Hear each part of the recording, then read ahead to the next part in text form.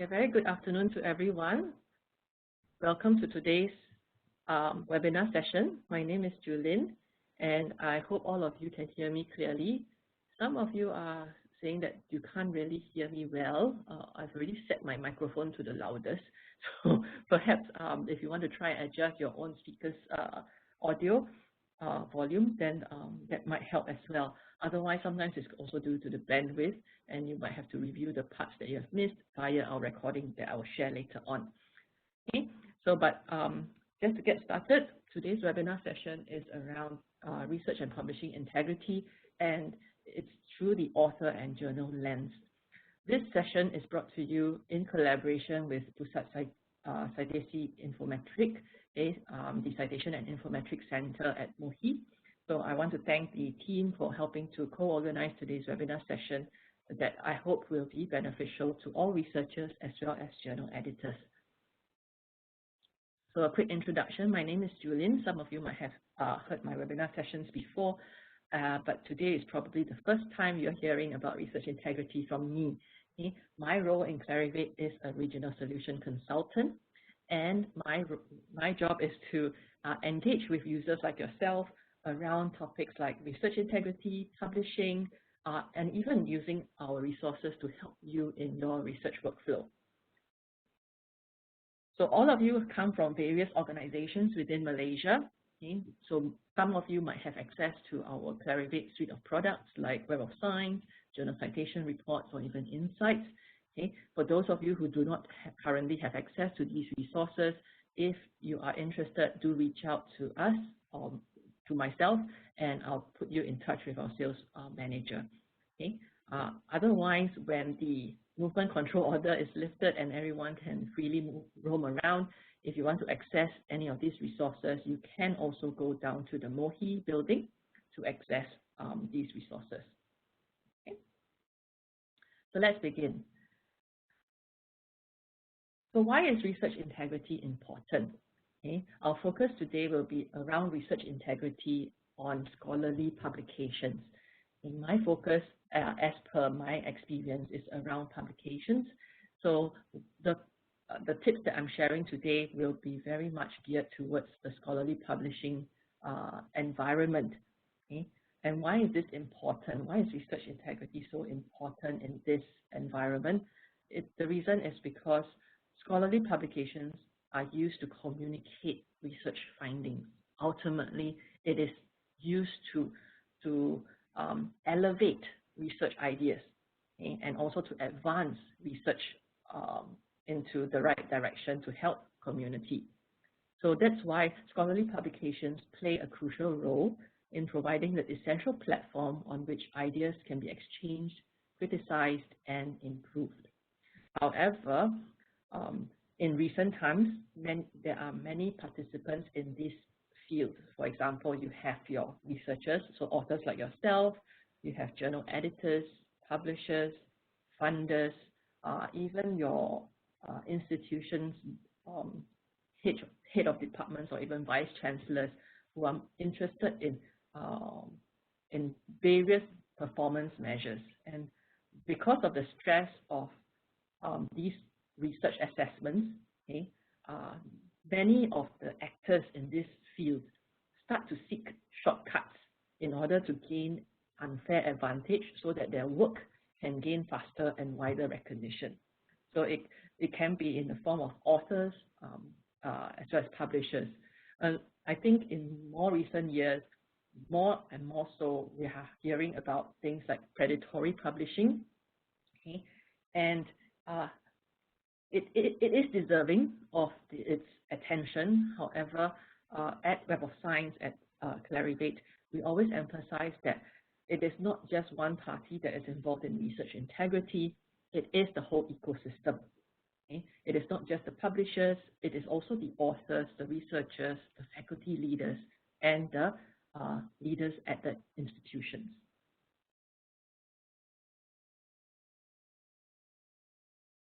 So a bit of brief history of how this topic of research integrity came about. It all became more of a public interest from the years 1970s, so around 1970s, And this was due to one of the more notable cases in 1974, which is by William Summerlin. Okay, so what he did was he used a permanent marker to darken a patch of skin when he was transplanting it between mice.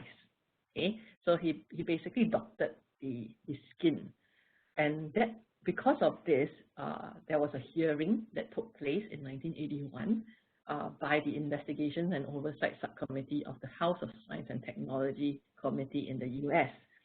And since then, in the 1980s onwards, more and more research institutions started to pay more attention to such research integrity, because now they realize that not everything seems to be believable, right? So there used to be a time when everyone was very truthful, showing exactly what is supposed to be shown, but because of changes to their objectives and their goals, okay, it doesn't really align well with the philosophy of progressing science anymore.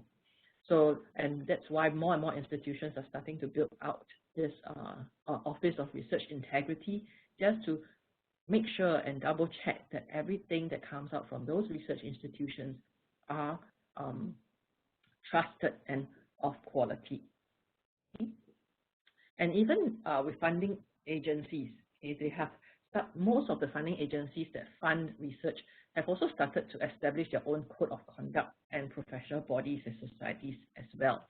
So this has actually helped to contribute to more and more support to drive research integrity.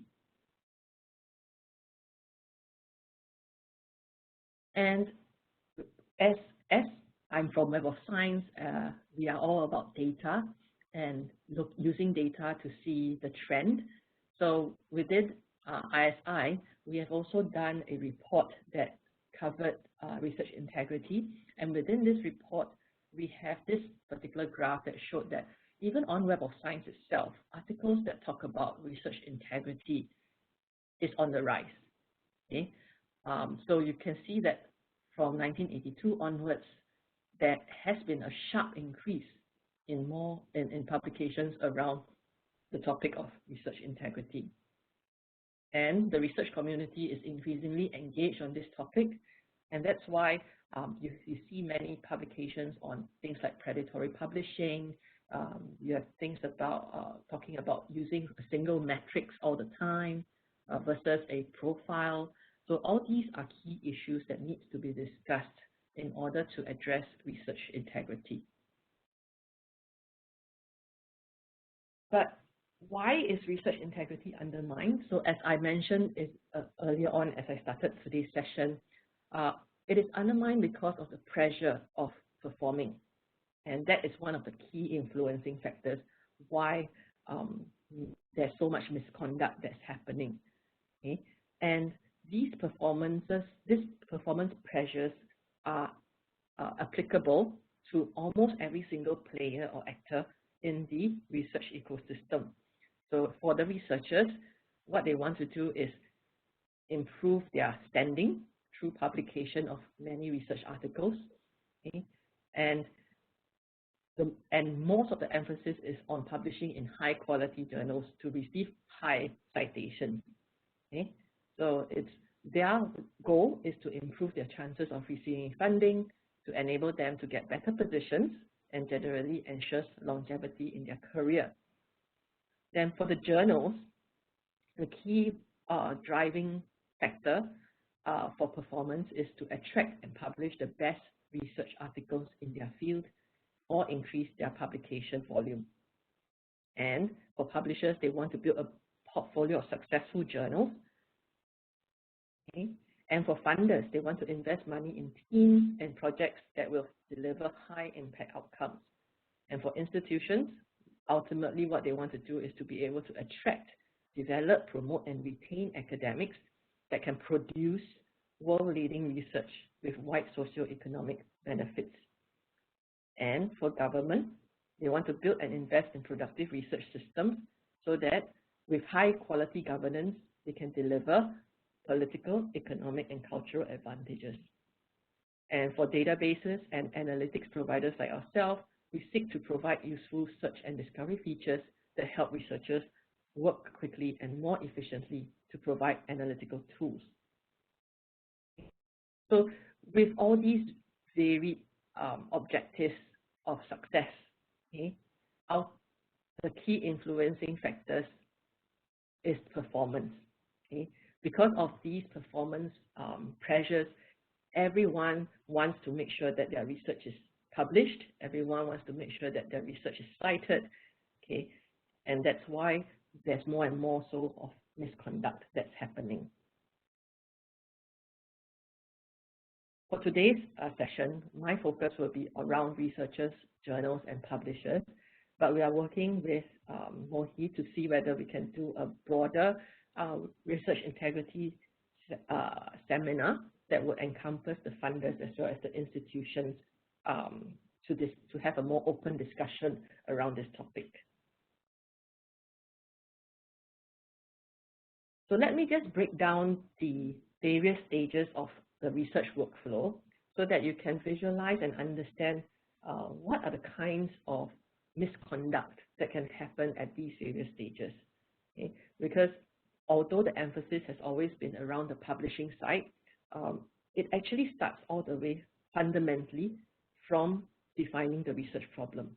Okay? Even at this stage, there is already there can possibly be signs of misconduct. So at the first stage of research, for any researcher, you would start with defining a research problem, do a literature review, hypothesis, and a plan for your research. Okay? So at this stage of the research cycle should include a thorough literature review to avoid research duplication and redundant publication. And this is to increase the efficiency in the investigation and also to make sure and ensure that the appropriate credit is paid to prior work. So it's not about just picking and choosing the most relevant reference, okay? But you need to make sure that the reference is picked and discussed, okay, within your content. Okay, so that you can ensure that the appropriate credit is paid to prior work if it has really influenced your research paper. And just a mention of interest is that our founder, Eugene Garfield, the founder of ISI, made citation indexes because he wanted to avoid the redundant research and publication. And that's the philosophy of how the Web of Science content has been built. Okay? What we've done is we have always questioned, if we were to index this journal or this content, does it benefit or give a new vision or new point of view to that particular research topic? Okay? Will this help advance science in that particular field? That is our philosophy. Then at the next stage, documenting a hypothesis and experimental plan, especially like registering the trials, will prevent fishing for publishable results later. So when you're doing your research and experiment and data collection, it is very, very important to have a complete record of the experimental methodology, as well as the results that have been obtained, so that it can support replication. So why is it important that you need to be able to allow for replication of your research? This is so that your peers are able to verify. It's not because they want to copy you, okay? It's to verify that your research is sound, and if it's replicated elsewhere, the results will always be the same. Okay? Because if you're not able to replicate that same set of results with this exact methodology, then the results that you have gathered in your research paper might become questionable. So by being as detailed as you can about your data that you have collected will definitely benefit you, and it is a good practice for enforcing research integrity. Okay? So shoddy or sloppy record keeping has been consistent recently, and quite likely intentional in some cases. Okay, so that you try and falsify some of the data that comes out so that the findings become more exciting to the research community. Okay, so that could happen, but our advice is always to take note of that. Make sure that you do not fall prey into trying to falsify any information, because it can really jeopardize your career or even your standing as a researcher. Okay. Then at the next phase is about data analysis and hypothesis testing. So it's a bit of extension to what I was mentioning before about data collection. Okay. So this is where the fabrication, falsification of data, like cooking and trimming of the data, is evident. Okay, so this becomes one of the most prevalent research misconduct there can be, where researchers try and cherry pick data so that when they're hypothesizing after the results are known, it becomes more desirable, and the more positive and exciting the result, the more attractive it is to be published. Okay? So even though there's a drive to make things more exciting, but if it is false and it's found out, it can really jeopardize you. Okay? And the next phase is about manuscript preparation. Okay? There are many opportunities to undermine research integrity in preparing a manuscript that reports research results. Publication of research should represent a complete and accurate description of methods, data, and results without image fabrication or manipulation.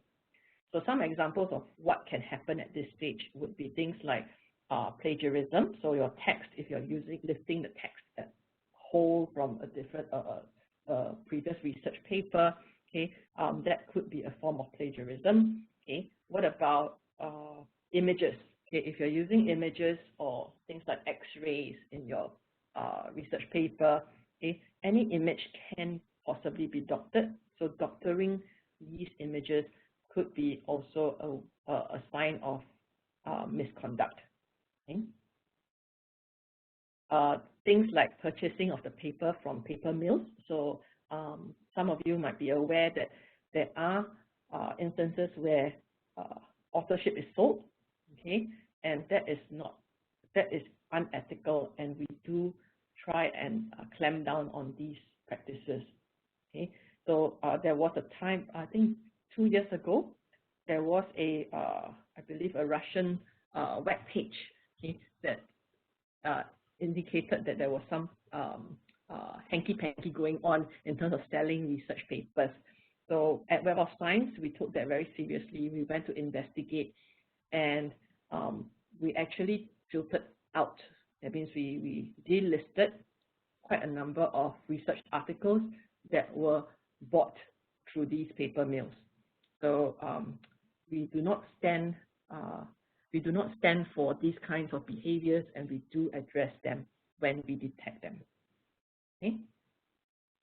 Another thing that happens during these manuscript preparation phase is including references of, say, your friends. Okay, so some of your friends might be publishing as well, and then sometimes you say, oh, can you help me to index, reference me as well? Okay, but it is not exactly relevant to that to the research that you're doing. Okay, then that doesn't really help.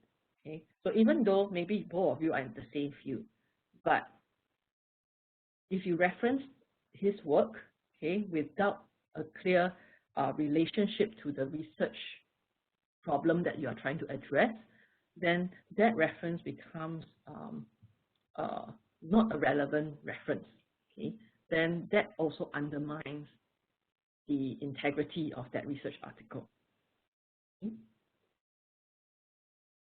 And also, in terms of references, we are also looking at the authors list.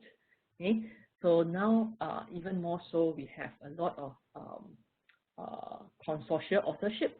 So where you have maybe thousands of authors in one paper. Okay, in those kinds of situations, we start to question the actual work that each of these authors have actually put in. Okay? So we always encourage you to only try and include authors that have really contributed significantly into the research. Okay, so just bear in mind that even for authorship, authors listed should be valid, and they must have contributed significantly to the research itself. Okay, so things like honorary or gift or guest authorship should be avoided. Now, affiliations for authors should also be listed accurately. Okay, I believe some of you might be asking also, if I have an author that has retired from my university, okay, this researcher has retired from my university, but he is still actively doing his own research independently, and my institution has not helped him or supported him in any way, but because we are friends, so we ask him to put in our affiliation. Okay, that is also a form of research misconduct. Okay, because ultimately your affiliation should be listed only if you have contributed significantly to that research paper. So it could come in the form of a funding. Maybe you let him use the lab. Maybe you use some of the resources from the organization. Then yes, you can request that he include your affiliation. But in the event that he is really doing things independently now, then he should list himself as an independent researcher. Okay, so for those of you who are researchers on the line, if you are retired and you're still doing research independently without any resources from any affiliation, you can still put yourself as a independent researcher under your affiliation, right? And finally, the acknowledgement of support. So if you have received the support from your affiliations or even funding agencies, always remember to acknowledge their support and be forthright in your conflict of interest statement. Okay? Conflicts of interest statements are very important, okay? Because if you declare, then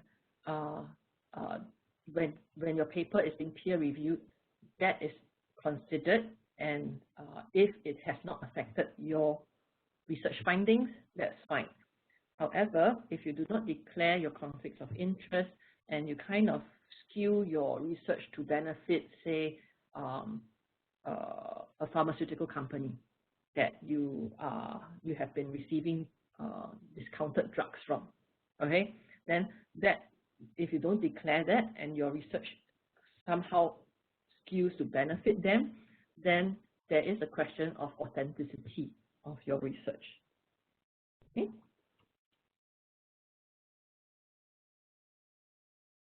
I hope you are all thinking about the questions that you might have for me.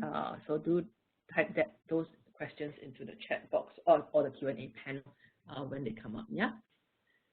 Now back to the next stage, which is your choice of publication venue and submission. So at this stage, you would want to try and choose these journals to publish in. And many times researchers will always say, oh, I want to aim for only those that have very high journal impact factor. But aiming for high impact factor journals may not be always suitable for your manuscript. So the manuscript should not be submitted to multiple publication venues simultaneously. So I know all of you are excited to be published. Many researchers always ask me, can I submit my article to 5 journals at one time and then see which one gets published? So no, ideally not. Okay, so you always do one publisher at a time, one journal at a time. If journal A rejects you, then you go to journal B. If journal B rejects you, then you go to journal C. Okay, so that's how you should be sending your manuscript. or you would want to try and select the most suitable journal for your manuscript. So always direct it to the most appropriate outlet. Okay, so you don't just choose a journal for the sake of its journal imperfecta, but you look at other aspects, things like its suitability to your manuscript type. Okay, so let's say you're publishing a review paper. Does this journal actually publish review papers or not? Those are some of the questions that you might want to ask. Okay, and always send it to relevant journals. Okay, there are if you send it to inappropriate venues, so if you direct your article to non-related journals, okay, then and those journals accept your publication, there's a good chance that those journals are predatory journals, because they are just collecting the publications, okay, for the sake of getting publications into their journal. So that's something that you need to be aware of. So always choose the most relevant, make use of tools, or even consult some of the experts or even your senior professors to give you an idea of where to publish.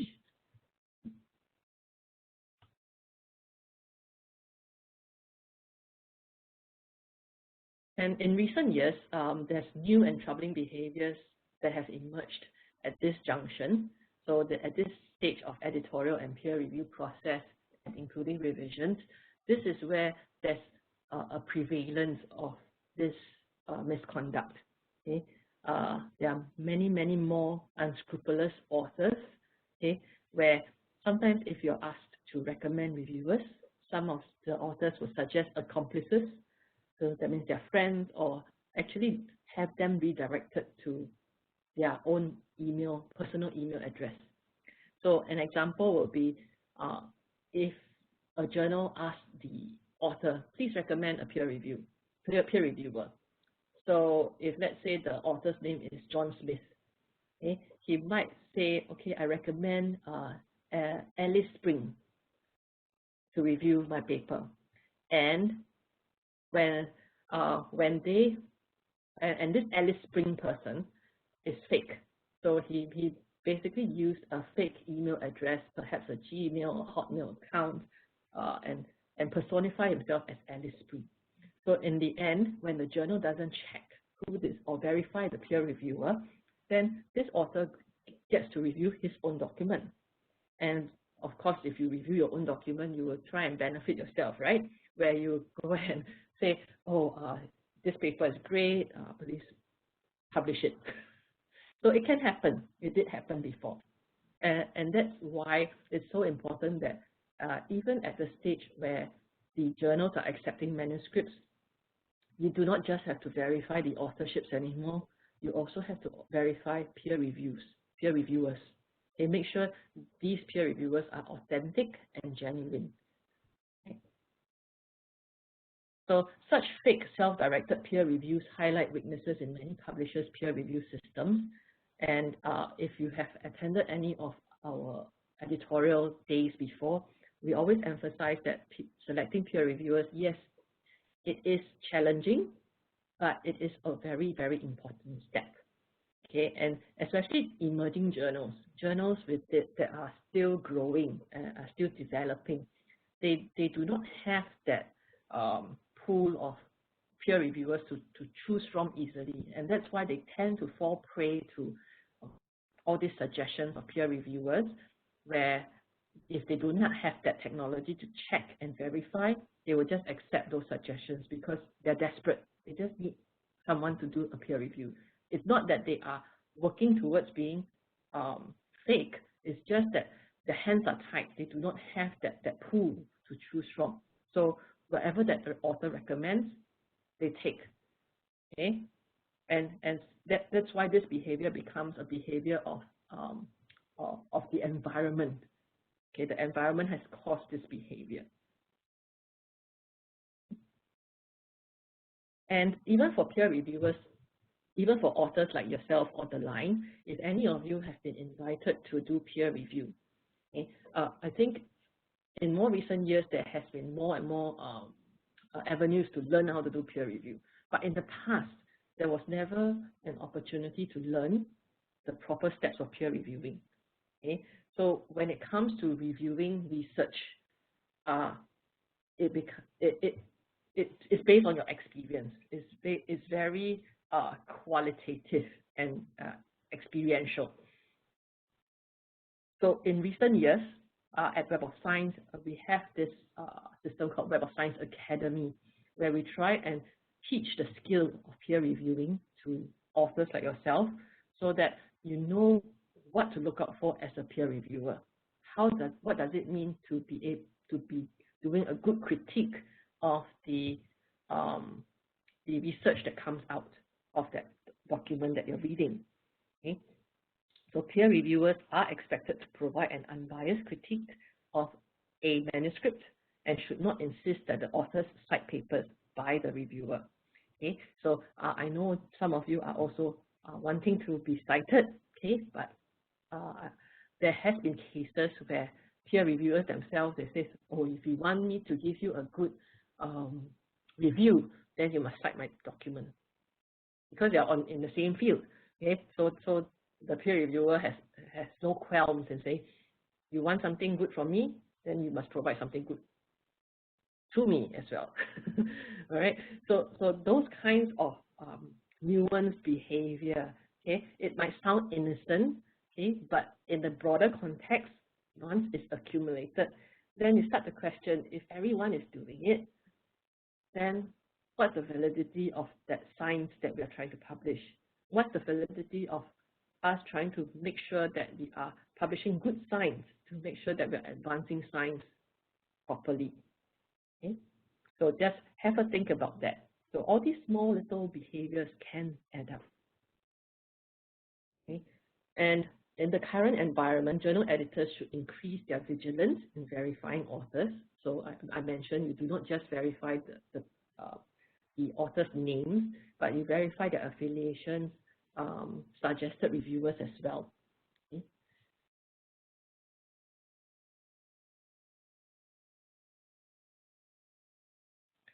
Then finally, at this stage, it's about publication. Okay? In the end, the publication should conform to community norms, meeting an expectation of honesty, openness, and accountability. Okay? The publication constitutes a contribution to fellow researchers and the advancement of knowledge, and should not be designed or deployed as a vehicle of personal gain. So it's all back to the fundamental reason why all of you are doing research in the first place.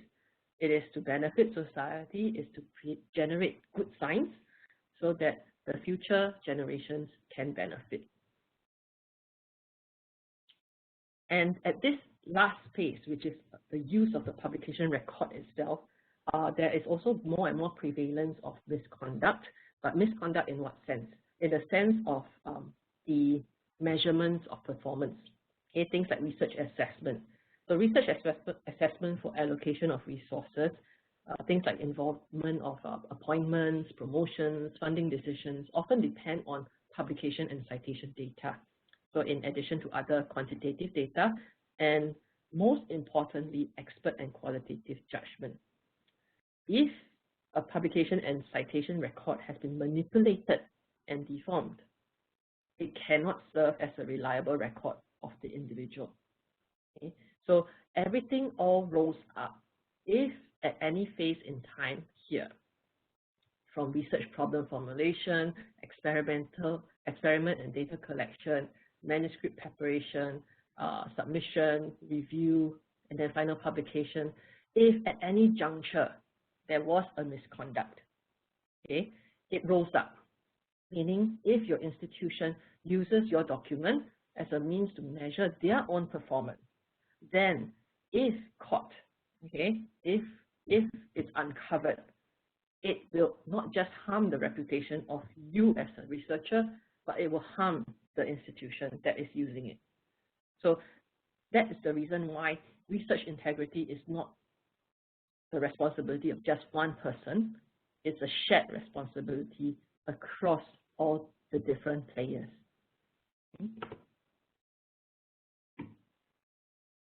So research misconduct is thus not limited to fraud or plagiarism anymore. Okay, so I think in the past we were all talking about fabrication, falsification, and plagiarism, FFP. Okay, but now it has expanded. It has been expanded to other forms of gamification of the system for personal gains, and therefore there is no real benefit for research.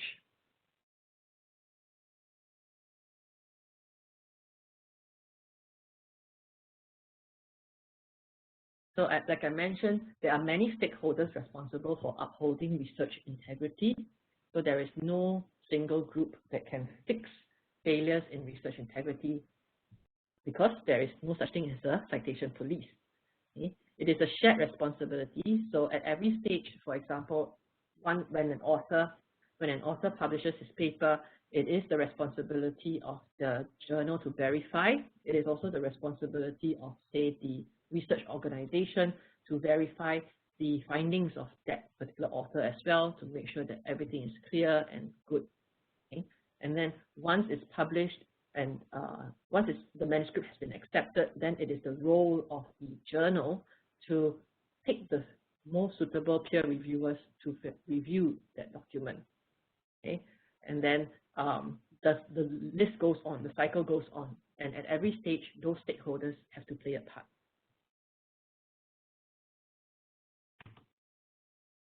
So as researchers and publishers or even journal editors, what can you do? Okay, so these are the various things within each of the phases that you can do. Okay, the first one is about performing literature reviews. So for the researchers, you will always check for duplication of work and plagiarism. So just to make sure that you are searching exhaustive list of literature, just to make sure that you have all bases covered. Okay? And then when you're using any of the references, do make sure that you ensure appropriate credit is given to your predecessors.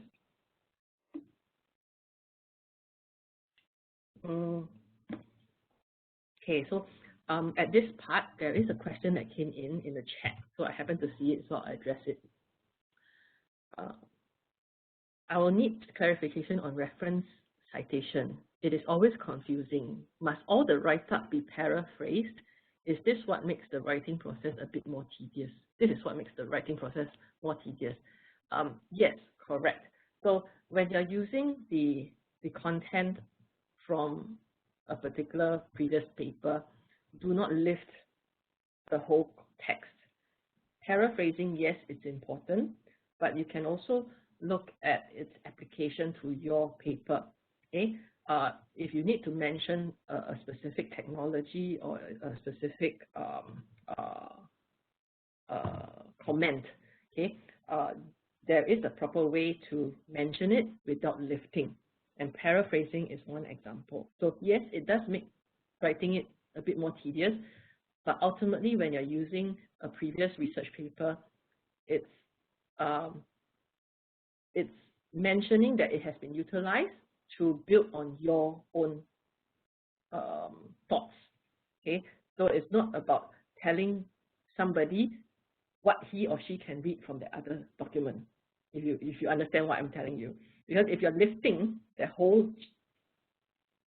sentence or so on, any other readers can also still go back to that previous article to read what you have just lifted. So what's the point? Ultimately, it's about why is it important for you to mention that text? What is its application in your research paper? Okay? Has it changed a perspective that you have? Okay? Think about all ways of adapting it so that it fits into your whole thought process of your own paper, rather than saying that this one is so don't lift. So ultimately, it's about not lifting. All right. Okay. So moving on, the next phase is about to confirm your references are legitimate. So as I mentioned, okay, check whether the cited works have been corrected or retracted. Okay, retraction is also something very important. Okay, more and more so that there are a lot of authors that do retract their own document. So if in the event that subsequently they come across new findings that contradict their previous document or previous article, they do retract their papers. Okay? So retraction is not always a bad thing.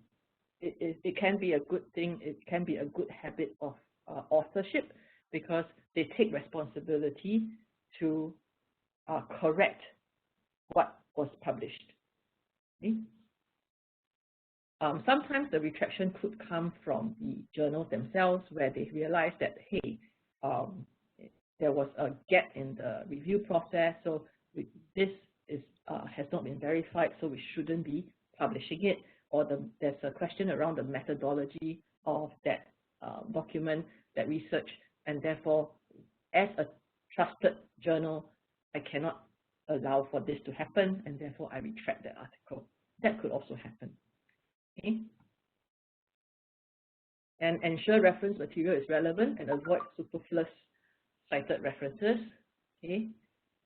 So in terms of, for example, the journals themselves, make sure that you do not fall into the habit of asking the authors to cite your articles from your own journals.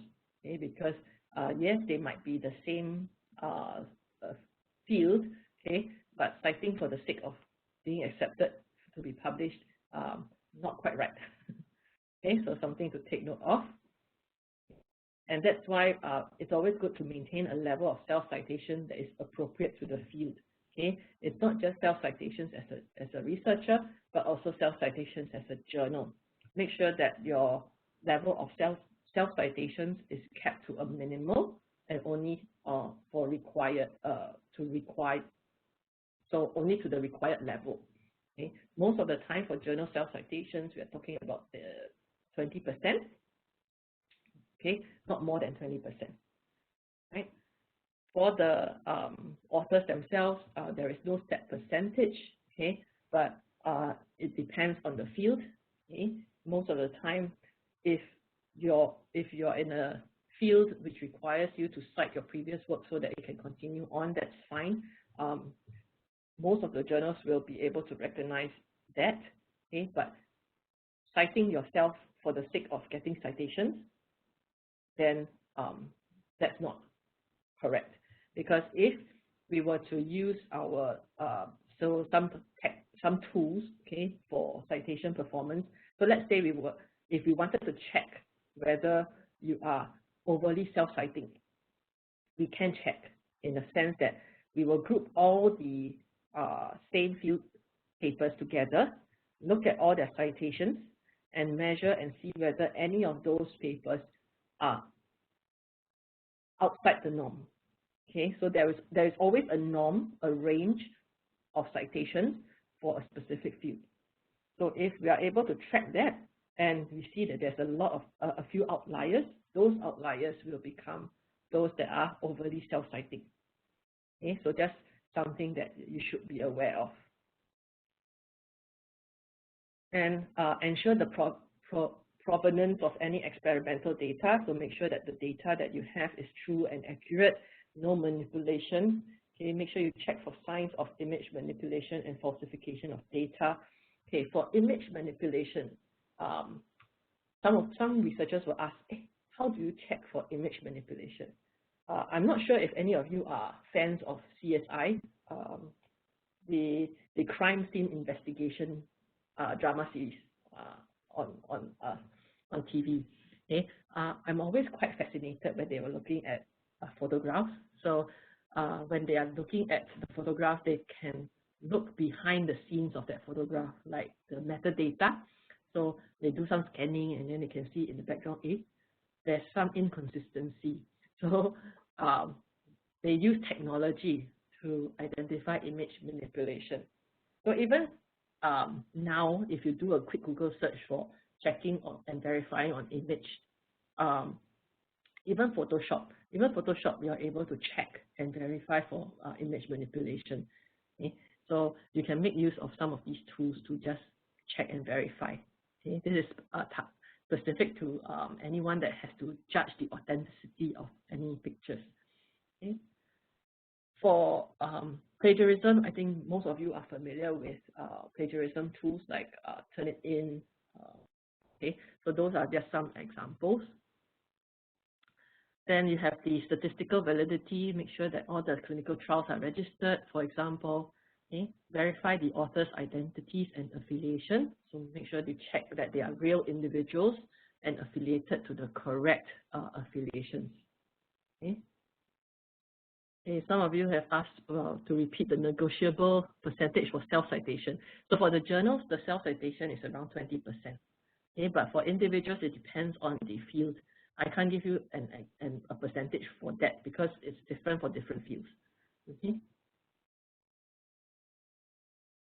Okay. Then the next part is about validating contribution. So make sure, check that the listed authors did contribute to the research and they're not just there as a guest author. Okay. Then consider group authorship. So like I mentioned, for those that are in a specific field with 1,000 authors inside, you might want to consider them separately. Okay. Perform proper peer review. So ensure that peer review is not fake or self-directed. Okay, this will be the responsibility of not just the authors and the reviewers. It is the journal's responsibility as well to make sure and check that the peer reviewers are true. Okay. Verify any conflicts of interest, identify and suppress any coercive behavior. So if, let's say, you are managing a journal and you come across a peer reviewer that has shown signs of misconduct, always make sure that you have a list to probably block him. Okay, because if you don't do that, then the next person or the next associate editor who may not be aware would just take him on again. Okay, so just take note of that. Then check that the journal identities and check the journal's identity and validity. So be aware of those soliciting submissions. Okay,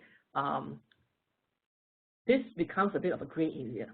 Now, journals like to use marketing as a way for gaining manuscripts. Okay, but what I'm talking about here about soliciting submissions is when they use marketing. So basically, if let's say I'm a veterinary science researcher, okay, but I keep receiving call for papers for mathematics journals, okay, then that is a telltale sign that this particular journal does not bother about filtering down to the most specific required authors that they need. So they just blanket target everybody. Okay, so that is not good behavior for marketing a journal. You will always want to make sure that you're targeting relevant authors from the relevant field based on your own journal's field. Okay. And so these soliciting of submissions may not be from the journal advertised either because of the blatant hijacking or subtle refactoring of journal names. So back to the topic of predatory journals, a warning to researchers on the line, it's a never-ending cycle. So even if there's a blacklist, the blacklist can become obsolete. And the reason is because predatory journals are smart. They can just publish under a different name. And then they come back again. Okay, so that's one example. Another example is when we talk about hijacking. This is where journals have been in the ecosystem for a long time, but suddenly, maybe because of various reasons like lack of fund, lack of support, they become stagnant or quiet. So they become dormant. They become dormant for maybe a few years, and then suddenly, you start seeing them publishing again. But this time around, they publish under a different type of, so it's become very multidisciplinary. So any paper also they publish. That is an example of hijacking, where the the publishers themselves, the predatory publishers will just take on that journal and then act as that journal to receive new manuscripts. Okay, so that's an example of hijacking. The other thing is to look at plagiarism. So always perform a plagiarism detection. A lot of research institutes now, they also do their own form of plagiarism checking before they submit the manuscript to any of the journals. Okay, so that's a good practice to always have. And at the same time, at the journal level, from the journals themselves, journal managers, administrators of journals, they also use these softwares to detect plagiarism before they even get published. Okay, so an example would be for those journals that use our system called Scholar One Manuscripts, there is a plugin that you can add on for to detect plagiarism. Okay, so you could make use of this kinds of technology to help you. The other thing that you would be looking at is screening images. Okay, so like I mentioned earlier on, you can always provide a clear policy on what constitutes image manipulation on your journal website, and then to use tools or experts to screen the images prior to publication.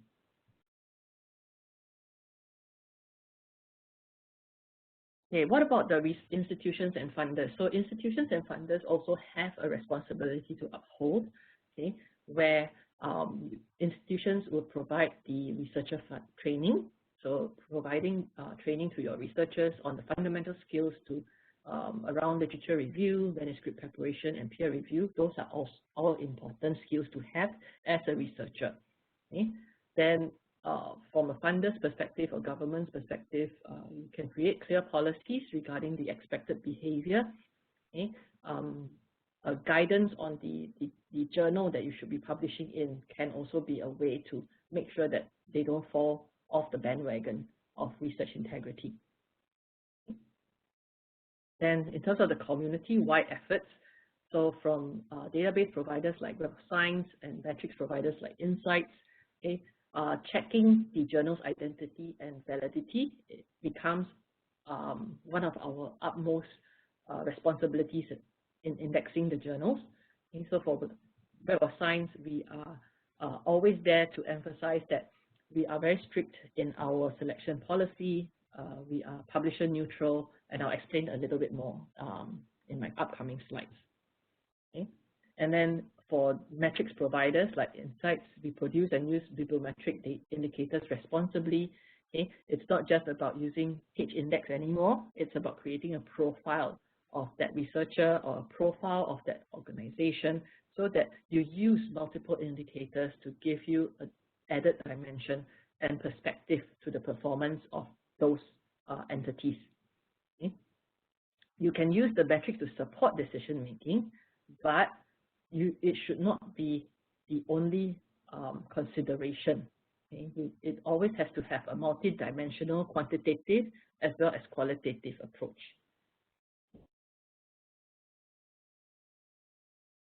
Okay, let me just have a quick look at the questions. Okay, if you have any questions, please type those questions in.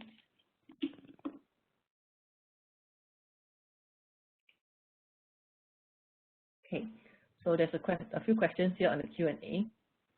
So a postgraduate student published a thesis in an open access journal. Unfortunately, the published article increases the similarity rate of their thesis to 33%. Is this counted as self-plagiarism? So I think what you're talking about is so if there's 33% of content that is similar, then they consider that as plagiarism. It really depends on the journal. I won't be able to answer this question because it's about the tolerance of the journal. If they're very sensitive to the similarity, then yes, they would consider that as plagiarism. But the argument of whether they accept that as a plagiarism or not, it depends on the publisher, it depends on the journal. I won't be able to advise on that one. So apologies for that. then a journal of a controversial publisher is indexed in Social Science Citation Indicator Q1. Does that mean the journal is safe? That's a very good question. So most of the time, if it's a journal that is there for a very long time, so the journals that have been indexed in Web of Science for a long time, at the point of indexing, meaning when they were first indexed in Web of Science, they fulfilled all our criteria. Okay, but through the years, as I mentioned, some of them might have changed editorial teams. And when they change editorial teams, the whole dynamics of the journal might change. Okay, so that is when we rely on feedback from the research community on these publishers as well as these journals. When that is raised, we will always do a re-evaluation of that journal to make sure that are they indeed conducting any bad behaviors. Okay, and if they really do not fulfill our quality criteria anymore, they do get delisted. So in your question about whether a journal publisher is indexed in Social Science Citation Index Q1, whether it's safe, okay, all I can say is that they have already met our quality and impact criteria. If there are questionable behaviors, do raise that up with our editorial team, and they will be the ones who will be able to re-evaluate and give comments about that. Okay? So for that particular case, it is a case-by-case situation. So if you want to take this offline and give me the publisher's name and why, then do reach out. Okay. Then another question, can you define self-citation? So if I cite a paper in which I'm one of the co-authors, neither first nor corresponding author, does it also count as self-citation?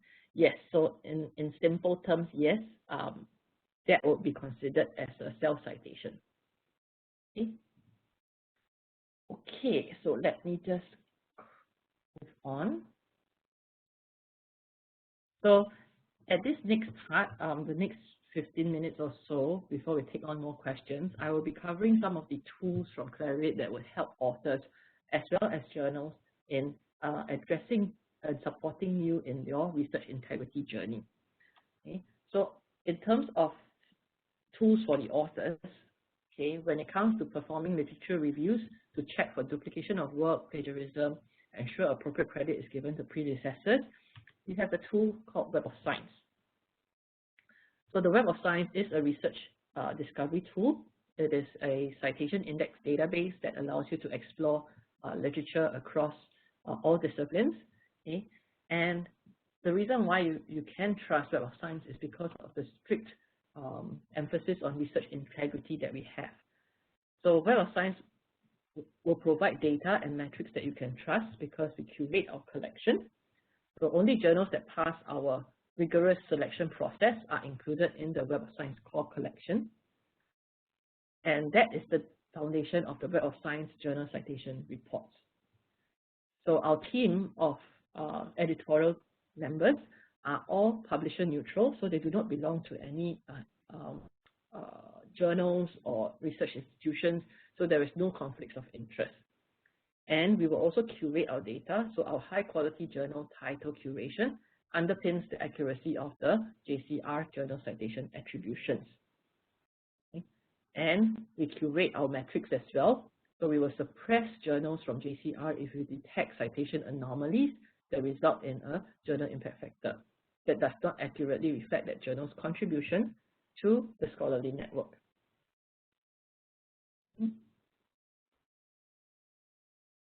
So when I'm talking about our curation, I'm talking about the heart of the Web of Science platform. So for those of you who are not aware, the Web of Science is a platform, and we allow for third-party indexes to connect within the platform as well. So things like zoological records, Medline Inspect, CABI, FSTA, the IP indexes, which is Derwent, the regional hosted collections.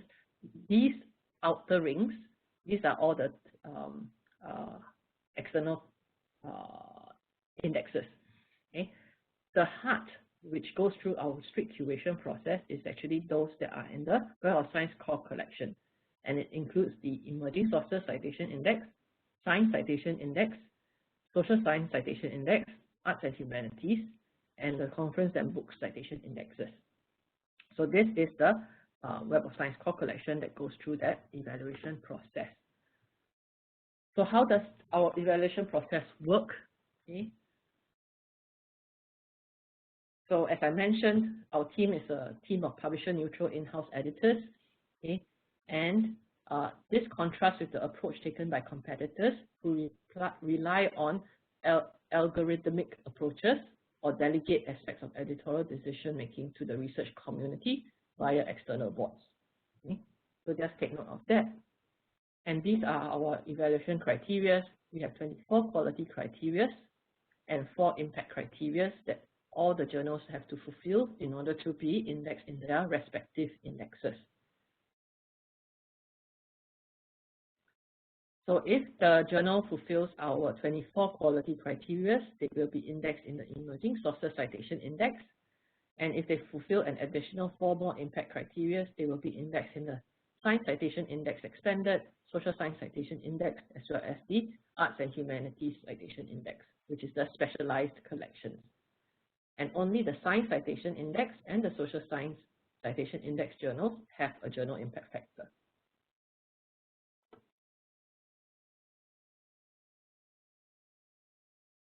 And it doesn't just stop there. So all the journals will go through there can be a re-evaluation. So this is how our evaluation cycle calendar works. Okay? For those of you who are journal editors, you might want to take note of this.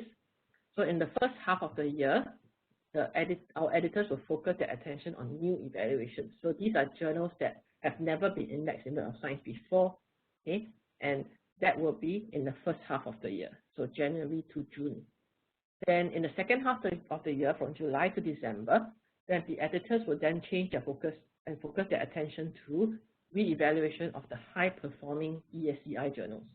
So these are journals that have the citation performance in the Q1, Q2 category benchmark. Okay, so those journals will be re-evaluated in the second half of the year. Now, re-evaluation of ESCI and flagship journals is triggered by quality concerns.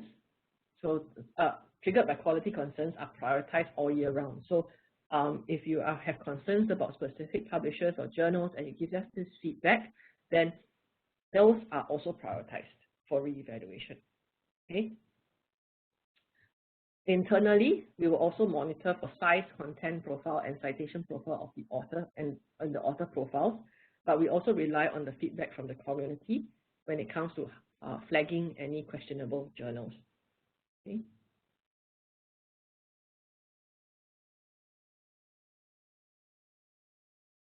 Now, in terms of the re-evaluation of journals for quality concerns, we will monitor. So where there is significant concerns that are raised about the quality, okay, of the content, new content will not be indexed during the course of the re-evaluation. So if there is indeed questionable, valid concerns, we will put that journal on hold, and then we will not index any new content. Okay?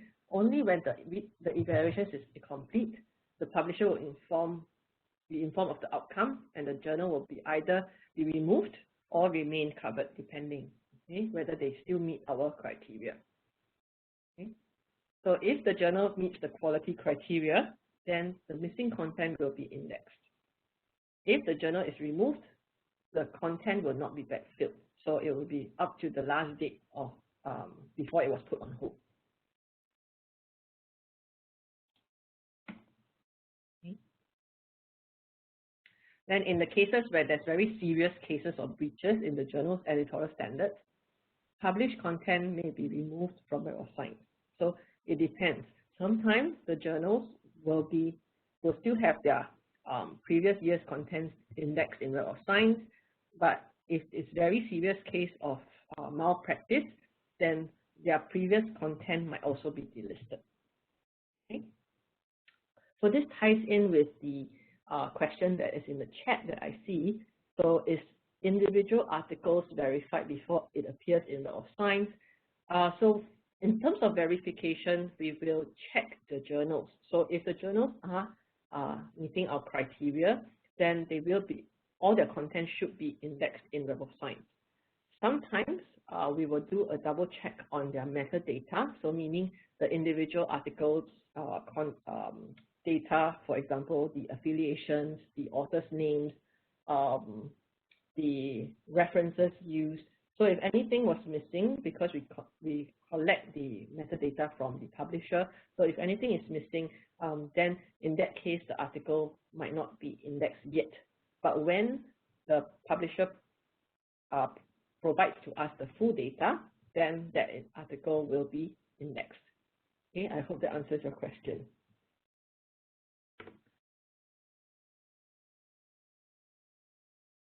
So we often encounter the case when concerns are raised regarding an index journal. Sometimes our users who point them out, sometimes it's our own monitoring. Okay? But when that happens, we will investigate those concerns and reevaluate, like what I mentioned. And we will also put in the flag, on hold flag in our master journal list. So for those of you who have no access to Web of Science or journal citation reports, you might be relying on our master journal list to verify journals. So now we have just introduced a flag in the master journal list. If in the list next to the journal you see this tag called on hold, then you would see that that is concerns about this journal. So there's a warning, and they are being reevaluated. So this is to inform you and be transparent about the journals that are in the Web of Science. Okay. We are also increasing our diligence against imposter journals. So these imposter journals are those that mislead authors into believing their work is being accepted for scholarly journal that is indexed for Web of Science. Okay. So what we do, how we do to keep these imposter content out of Web of Science is that we will only our validated publisher contacts are authorized to alert us of missing content. Okay, so I know sometimes there are authors that come up to us and say, oh, I published this article in this journal, but how come I cannot find it in Web of Science? Okay, a lot of times we can only advise you that we have not received that data from the publisher, because we cannot rely on the author's words to say, hey, okay, I'll take your article and then I'll index it in Web of Science, because that is not ethical. That author might be a fake author, okay, and we never know. So that's why we are always very strict in who can provide us with the missing content, okay, and changes to their journal URL or publication frequency. All this has to be through a validated publisher contact. Okay.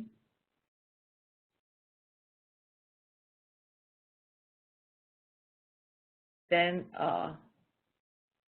okay, for the high-performing ESCI journals, okay, our current policy, just to highlight to you, is that we will only re-evaluate ESCI journals that map to our Q1 or Q2 of the relevant flagship categories. All right, so it's no longer about how long they stay in ESCI. It is whether or not their performance would meet a Q1, Q2 standard. The reason is because this is to help preserve the stability of the flagship collections. We want to avoid adding journals that we may have to drop soon after addition. So an example would be, even though this journal is maybe a Q4 standard, okay, if we do index them, the next thing is that if their performance drops, they will drop from the collection, and then it becomes very erratic for researchers, because researchers rely on the stability of these flagship collections in choosing the journals that they should be publishing in. Okay. Now, the next part is about confirming references that are legitimate. Okay, check whether the cited works have been corrected or retracted, and so on. You can use Endnote. Okay, so we have this tool called Endnote 20 to accelerate your research. Okay. These are some of the features of the platform. Okay, you can immediately search for references through our trusted online resources.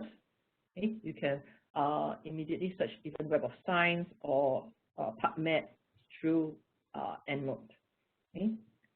We will also give you the latest bibliography information and reference types, okay, and you can immediately create rules to automatically organize your references as you work. Okay.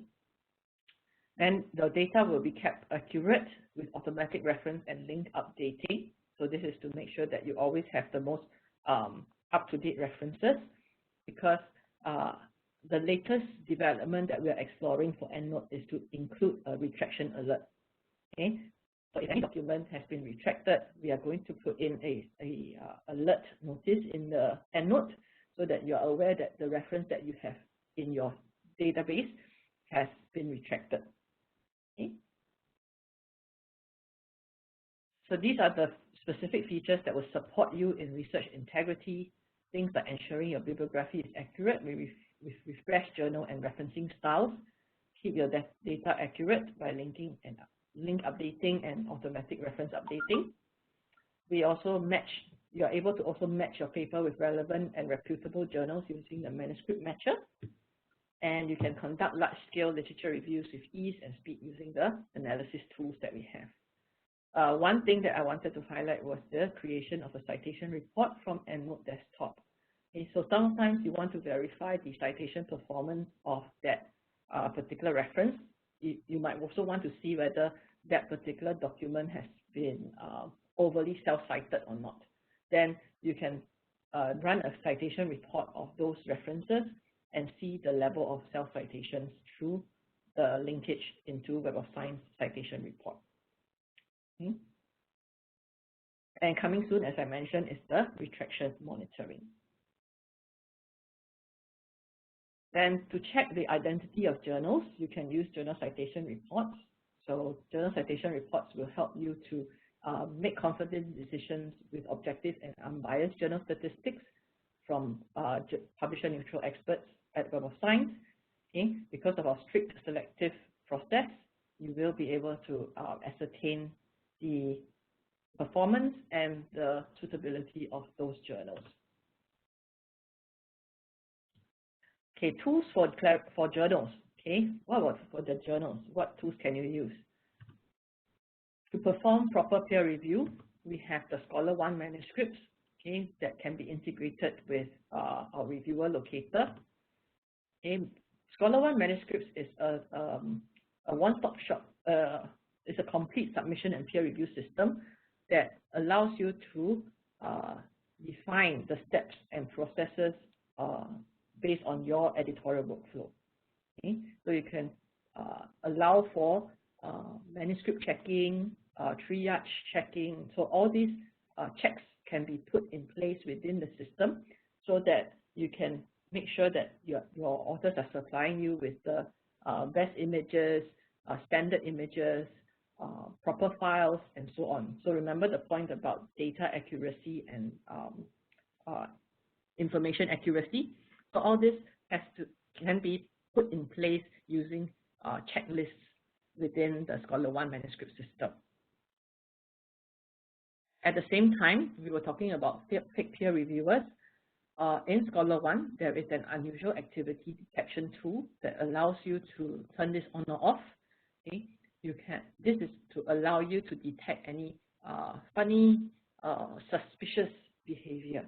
Okay? So say, for example, if an author submitted from a specific IP address, and that same IP address also submitted the review paper, then the system will highlight and alert you to say, hey, check this particular paper because the reviews and the submission came from the same IP address.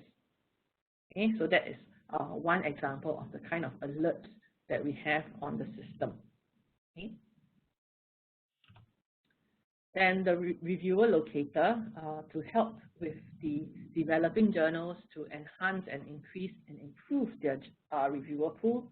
We have the Web of Science reviewer locator to help you to find, screen, and connect with reviewers. So this is a connection with Publons and Web of Science. So we will look at the review work as well as the publications for these researchers and recommend you 30 reviewers based on their publishing history and reviewing profile.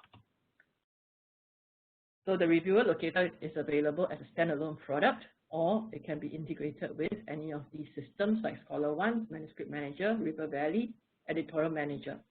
For OJS, there's no integration, but you can use as a standalone. Okay. So how does this work? Okay, you can put in these various search parameters. So you can put in the title, abstract, and journal name. Okay, and then the algorithm will do a search and pull out the most relevant 30.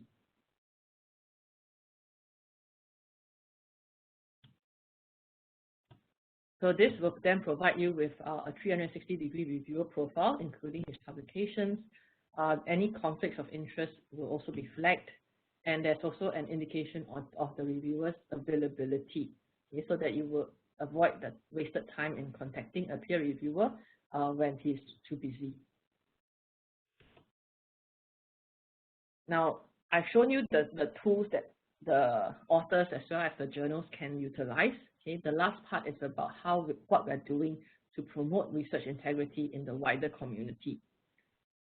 So for ISI, the Institute of Scientific Information, we have published a report called the Research Integrity Report, Understanding Our Shared Responsibility for a Sustainable Scholarly Ecosystem. Okay? So within this report, you will be able to look at some of the trends and behaviors in research integrity. We are also promoting this via various key stakeholder groups engagements. So we are providing more and more such research integrity workshops and webinars. We have also launched Web of Science Academy. Web of Science Academy is something that all institutions can actually consider to engage, because this is an online training platform. Currently, yes, it's free, but without any customization. Okay? There is an opportunity to customize this specific to your organization, where we define for you a set curriculum that your university researchers should follow. So it could be a course on peer reviewing, or it could be a course on responsible citations. Okay? So good citation behavior. All these are part and parcel of Web of Science Academy. There is an opportunity for customization based on your logos and requirements. So what's in store for the future? Okay, I think I've spoken quite a while already. Okay, so I want to leave some time for questions. So what's in store for the future? It is a collective and proactive effort to address multifarious opportunities of misconduct. The increasing open access publishing will change how budgets for publications are allocated. Okay. Sanctioned journal lists may play a crucial role. So it's no longer about a blacklist, but a defined set of journals where researchers should be allowed to publish. Okay? And being transparent about the evaluation criteria will be essential. And then finally, research evaluation must evolve to avoid goal displacement and reduce the incentive for gaming. Okay? It's no longer about just citations, and the number of publications. You need to consider outside the quantitative aspect as well. Okay? Look at the qualitative.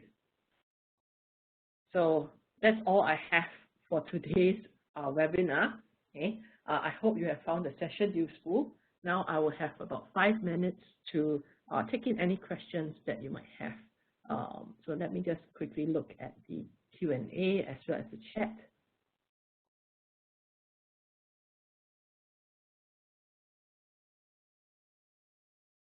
Okay, doesn't look like there's any additional questions. Okay, so I would appreciate for you to complete this post-event survey. So this survey is required from the CID, okay? And it would be great if you can help to input your thoughts of this event. Let us know whether this was useful for you.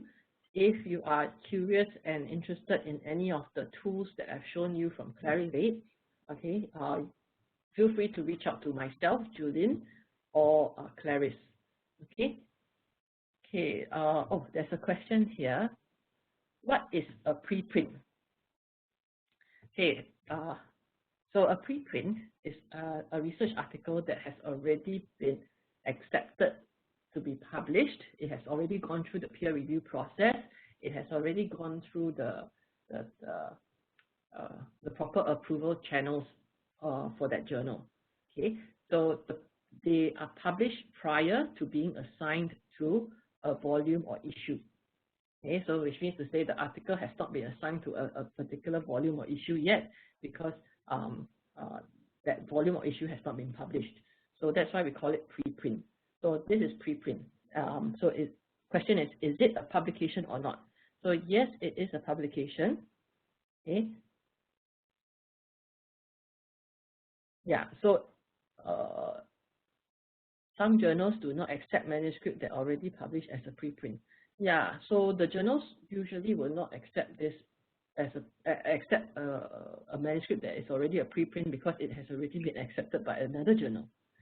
Okay, it's just that it has not been assigned a volume or issue number. Okay, I hope that answers your question.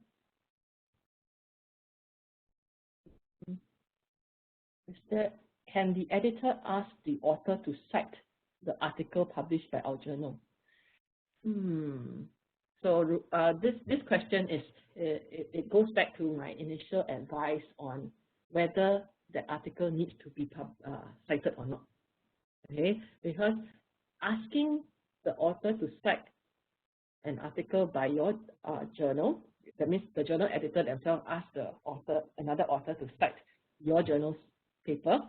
Okay, it's not an ethical behavior.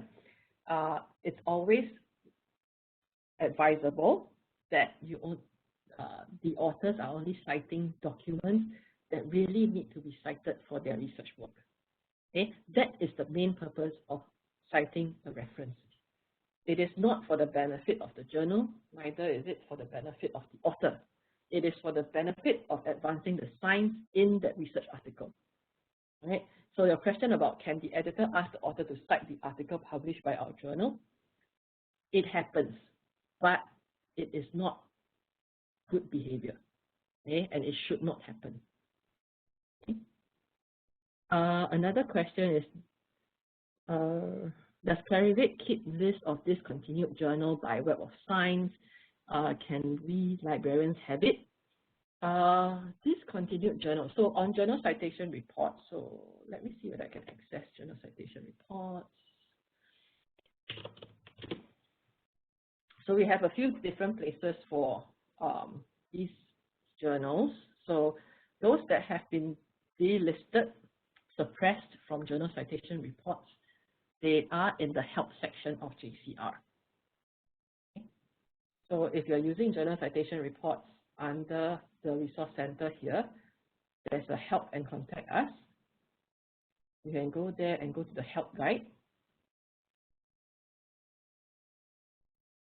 Okay, and then you can go to the title suppressions. Okay, so journal title suppressions are here. These are the list of journals that have been suppressed from JCR. If you need the previous year's list, you can access them here. For those journals that are currently on hold, so those that have been given editorial expressions of concern, the list is here under JCR editorial expression of concern. Okay, so this is where you can access this list of titles. So if you have access to JCR, this is where you can find that list. Okay. For public lists on MJL, Master Journal List, apart from the on hold flag, for now we do not have a discontinued list, but do send us any suggestions or send us an email to give suggestions to improve on that master journal list. Okay, so if that is a requirement, do send a feedback, because our product team values clients' feedback on products. So do send that across. Okay. Another question about citing papers. So then how about the reviewer asked to cite his paper during reviewing process? So like I mentioned earlier on about reviewers, okay, there are reviewers that always say, oh, you want to hear good things, you want me to write good things about your article, then you cite my paper. Okay, but that is not an ethical behavior. Okay, so like I mentioned before about the previous question, you need to cite work that is relevant to research, to your research. You are not citing it because somebody asked you to cite. You have to be the owner of your paper. The integrity of your paper is at stake. So that's my advice, and I can never repeat this enough, because many researchers are pressed for time, pressed to be published, and that's how it adds on to all this misconduct that's happening in the ecosystem. Okay? If everyone plays a part and understands the fundamental of the reason behind publishing research, then we are all in a better situation. Okay, so I know we are already at the top of the hour. So like I mentioned, it is a hot topic. The time that we have is never enough to discuss this. We will explore further avenues of discussing this from the perspective of funders and government agencies. So do look out for future webinars on this topic. Okay, so in the meantime, I have also my colleague Clarice on the line now. If you have any questions around the solutions or the tools that I have showed you for authors and journals, do reach out to us and we can help you further. Okay, so thank you very much for your attention and hearing from me. I hope you have enjoyed the session as much as I have enjoyed sharing with you, and I look forward to seeing all of you again soon. And stay safe. Do watch out for the recording coming up tomorrow. All right, so thank you very much. Bye-bye.